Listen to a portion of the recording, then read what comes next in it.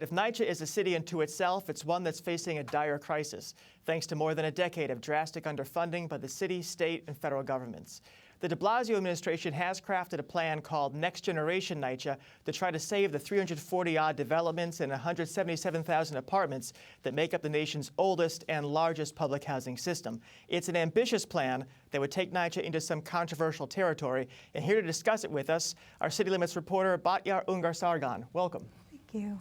NYCHA tenant leader Lisa Kenner, who heads the resident association at the Van Dyke One houses in Brownsville. Thanks so much for joining us. Hello. And Reginald Bowman, chairman of the Citywide Council of Presidents of Resident Associations. Thanks very much, everybody, for joining us today. Good afternoon. And Mr. Bowman, I wonder if you could talk to us. We've heard for years about the infrastructure problems at NYCHA, the funding problems. On a day-to-day level, what does that mean for residents that you've talked to and lived among? Well, the New York City Housing Authority is faced with a serious problem at this point, which I call infrastructure degeneration. Most of the facilities are years old, and we are now in 2015, and much of the plumbing, electrical work, and the internal structures of these buildings are basically deteriorating due to lack of investment in proper maintenance and management in the last 25 or 30 years when the City of New York, the State of New York, and the federal government disinvested in public housing. So on a daily basis, for example, where I live in Sethlow now, a water main broke, and we're having water pumped into the building and structure at this point because there was a water main break that was from old infrastructure. So at this point, I would say that citywide, the biggest problem that the Housing Authority is facing is investing in infrastructure and putting together an infrastructure plan that is going to restore the facilities before in the next 5 years they'll start condemning the buildings. What does it look like at Van Dyke, Lisa? Well, at Van Dyke with the Next Generation, they're coming with this new building, 220 families, and that's probably going to be 30 stories. And we already getting a building built in the parking lot. It's 101 units. So I don't think that it should be coming to Van Dyke. If they wanted to bring it, take it to someplace else. Take it to Sethlow.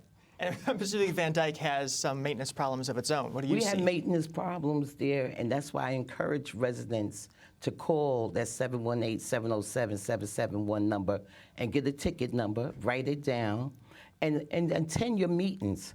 You know, go and see your leader. I'm not the only leader in Van Dyke. We have many leaders in Van Dyke. They need to go and see them, come to the meetings to learn. That's the whole thing about educating our people, and we have to do that, and they have to come. But yeah, Next Generation NYCHA, what does the plan involve? What does it tell us to do? Well, as you've heard from Ms. Kenner, there are sort of both controversial aspects to it and non-controversial aspects to it.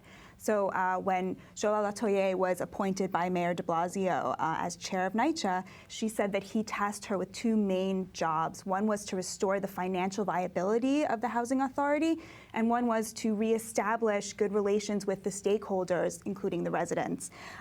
They have made a lot of strides in trying to reach out to residents. However, the question of what they have done with what they have learned from residents is still an open one.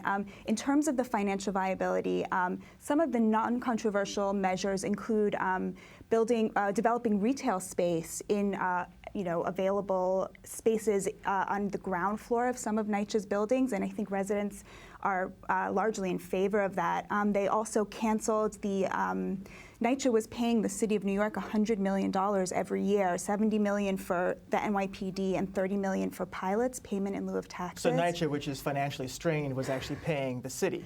If you can believe it, yes. NYCHA was paying the city more than it was getting from the city for the last many, many years. And thanks to Mayor de Blasio, that's no longer happening. He has forgiven those $100 million payments.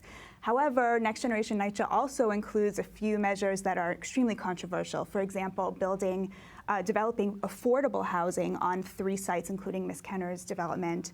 And also they plan in August to release the names of certain developments where they're going to be developing 50-50. So they're going to have new developments, 50% of which are affordable housing and 50% of which are actually market rate housing. Well, I want to chime in here on the Next Generation piece. I think it's very important for people to put things in its proper perspective. This is about the 5th plan that the public housing NYCHA/city government has put together to restore or repair public housing.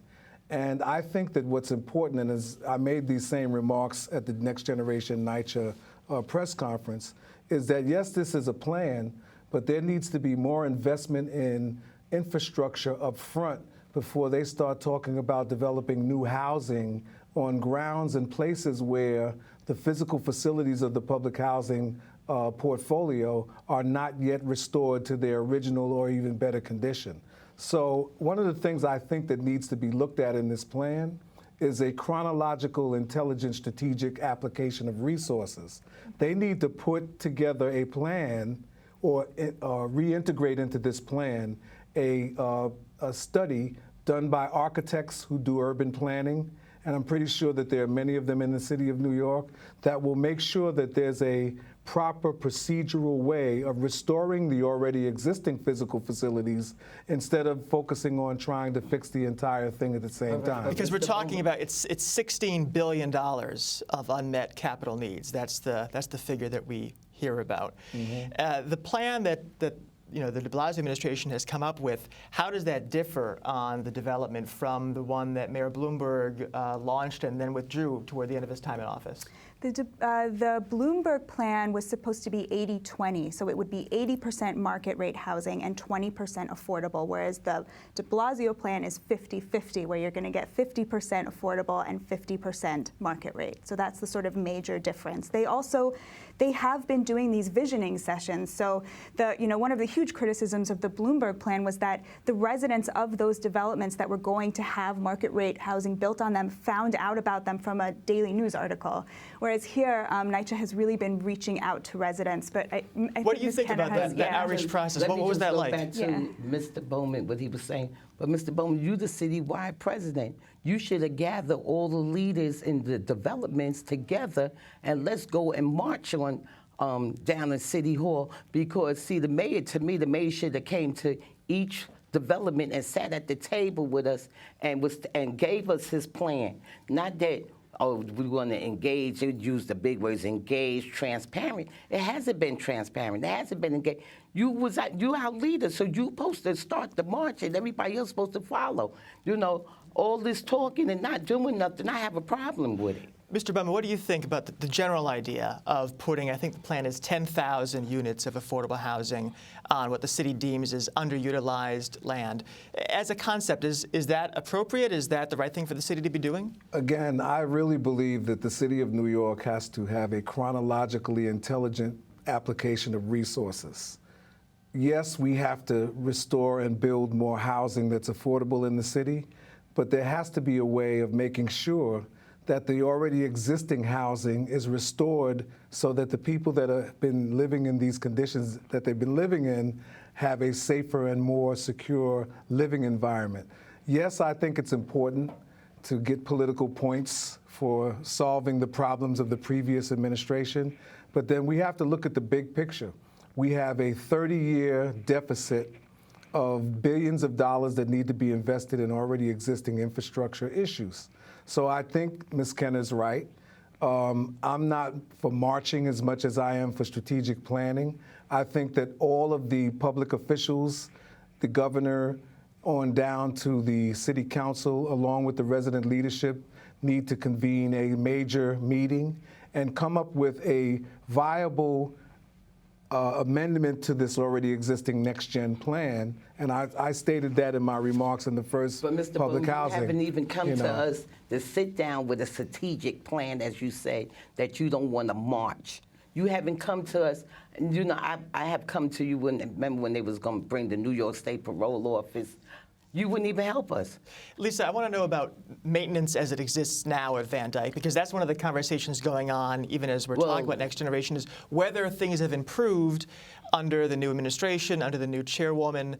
Are you seeing more action on outstanding repair needs at Van Dyke? Well, it still needs more, because for personally, they even closed a ticket out on mines, and I call and put a number in, so I know what people are going through. If they do it to me, and I'm out there, I know what they're doing to other people. But people have to stand up and start opening up their mouth. Like, the old saying, closed mouth don't get fed. So they have to open up their mouth. We can do this. You don't have to be a rocket scientist. You just have to be a willing person to come together and work. you know, and if we don't work together, we ain't gonna get nothing done. What is the administration saying about its progress so far? You know, different things. In terms of the repairs, there was this sort of big push where they said that they had, you know, radically reduced the number of outstanding tickets. But then you'll hear reports like Ms. Kenner's where people are saying that their ticket was closed, but the repairs weren't done. So these tales are still coming in pretty regularly, and so there's sort of two narratives going on that are kind of in conflict with each other. And they doing patched up work, you know, do it right. You know, I have one lady, her bathroom was leaking. And they went in there just patch it up. No, you got to open up the wall, fix the pipe. Van Dyke turned 60 years old. And 60 years old, you know, you got to get a tune up after you get 60 years old. And it's like, it's so much things are happening, it's one thing to the other. That's why I don't understand how you going to build another building you're not fixing around what you already have. And we already sold a piece of land already, which will go to low and supportive housing, which is people do need a place to live, but don't overwhelm us. We have a lot of problems out there already. Don't overwhelm us. You know, if you're going to just spread the wealth.